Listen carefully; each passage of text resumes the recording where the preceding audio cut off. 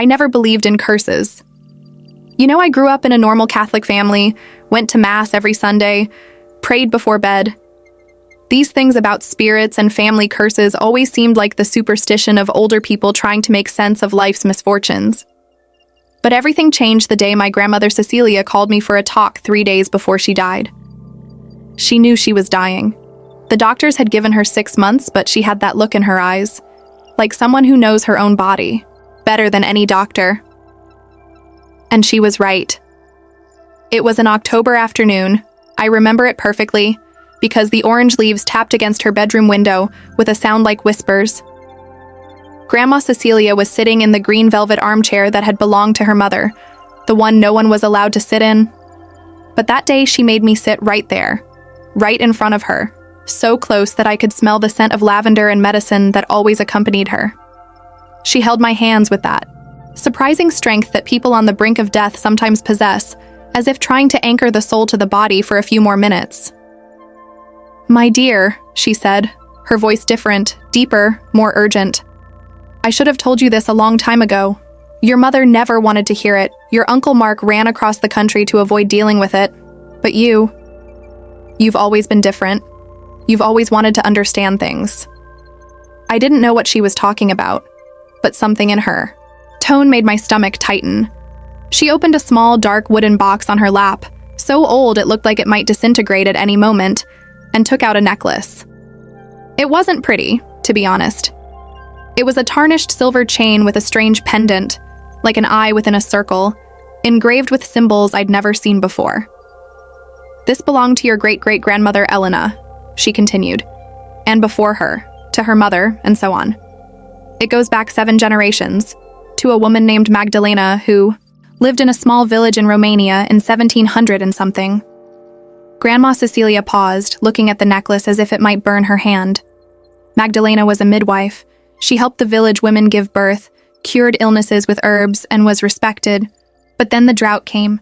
The crops failed, the livestock died, and the people became desperate. And when people become desperate, they look for someone to blame. I stood completely still, not even blinking, afraid to interrupt. Grandma Cecilia took a deep breath and continued.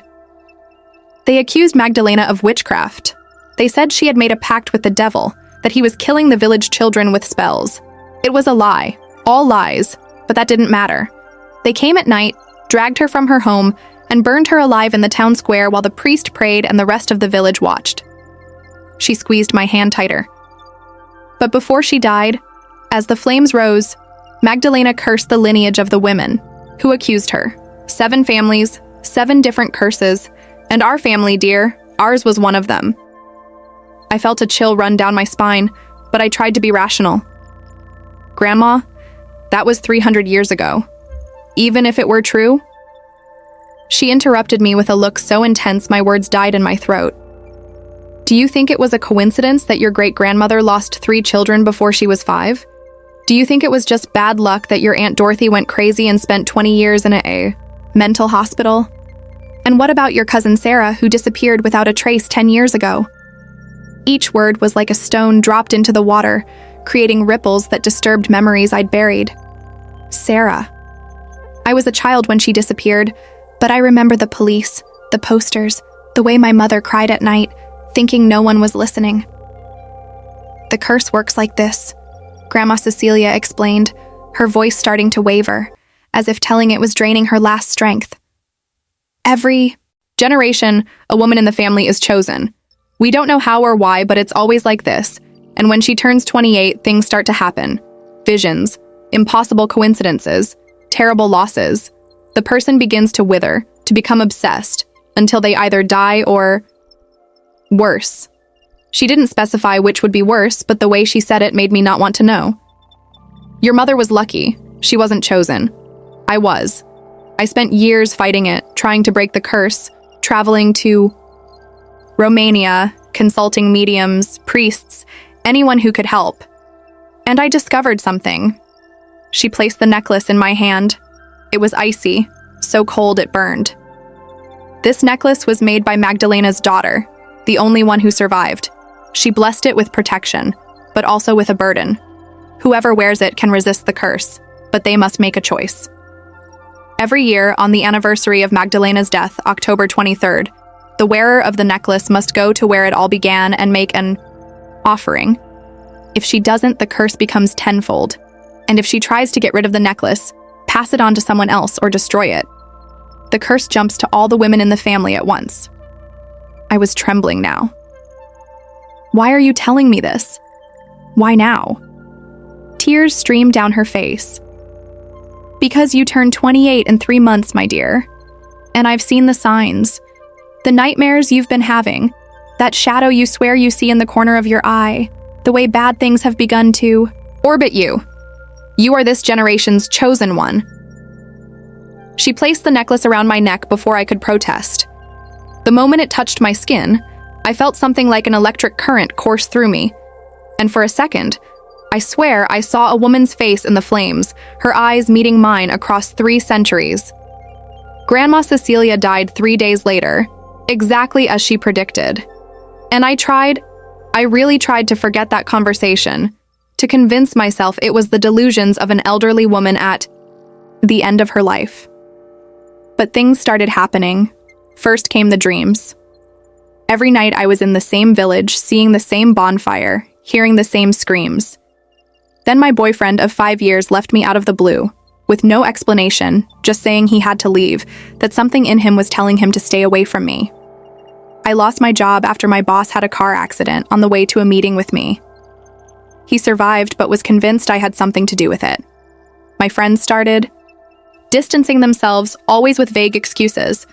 And then, 2 weeks ago, I woke up with scratches on my body. 3 parallel lines on my arm, my back, my legs, always in groups of 3. They didn't hurt, but they burned with an unnatural cold. That's when I decided I needed to do something. I gathered all the papers Grandma Cecilia had left for me, old newspaper clippings, diaries written in various languages, stained maps. I spent 3 days studying everything, barely sleeping, barely eating. And I discovered she was right about everything. I found records of Magdalena in the historical archives of the village where she lived. I found her trial, the ridiculous accusations, the sentence. And I found something else. A record that on the night she died, 7 houses in the village spontaneously burned down. 7 entire families were killed. The same families who accused her.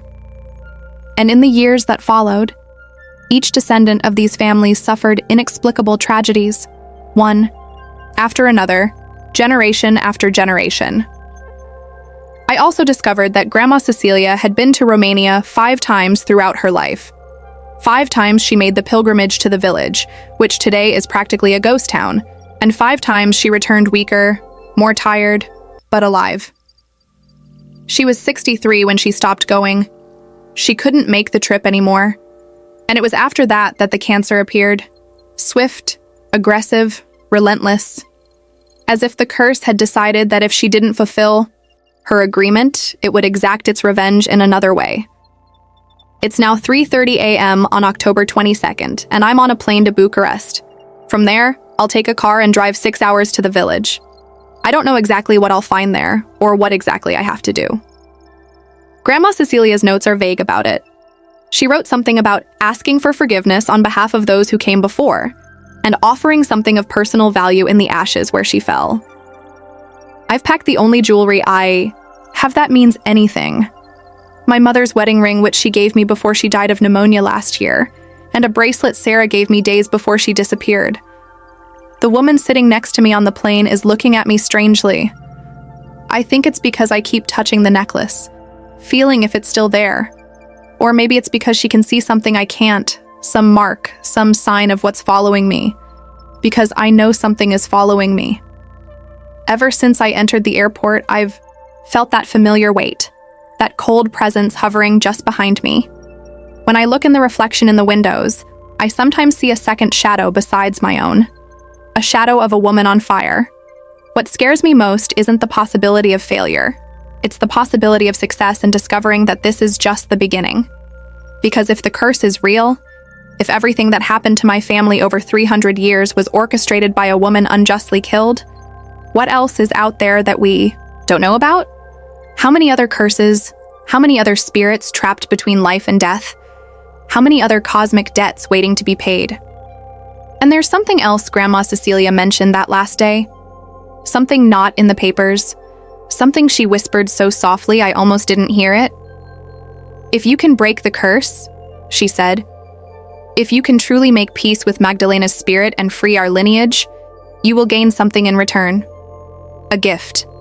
The ability to see beyond the veil, to communicate with those who have passed, to understand mysteries most people will never know exist. At the time, I thought it was the morphine talking, but now, with everything I've learned, I wonder.